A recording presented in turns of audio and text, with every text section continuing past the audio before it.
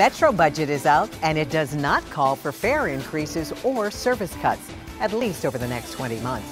However, it does set up a battle of sorts with our local governments. WUSA 9's Evan Koslof is breaking down the numbers. When it comes to Metro's budget, you have to look at two parts. There's the operational budget, your day-to-day costs, and then there's also the capital budget right here. That's the more long-term investments. Think of it like this. The operational budget will pay for your car's gas and your maintenance. Meanwhile, the capital budget will pay for when your car breaks down and you buy a new one. Also, will fix up your driveway so it moves a little easier.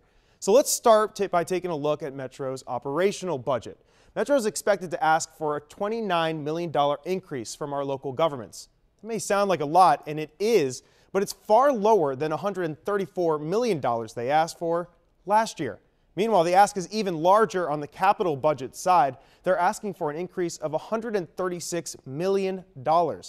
That's enough to buy one of these Lamborghinis for 275 people. Yeah, sign me up.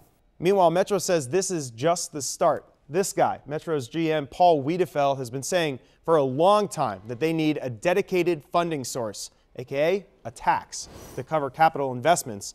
He says this increase of $136 million is a band-aid, saying realistically they need $500 million a year for 10 years to actually cover these costs. And it could actually get a whole lot worse if federal funding falls through. Right now, the feds give $150 million per year to Metro. That's set to expire in 2020, and so the question is whether Congress will extend that money. So, what's not being paid for in the latest budget?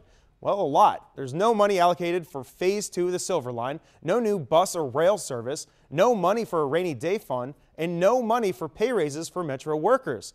So the main takeaways here? No fare increases or service cuts. That's the good news, but a big ask on our local governments and much more to come.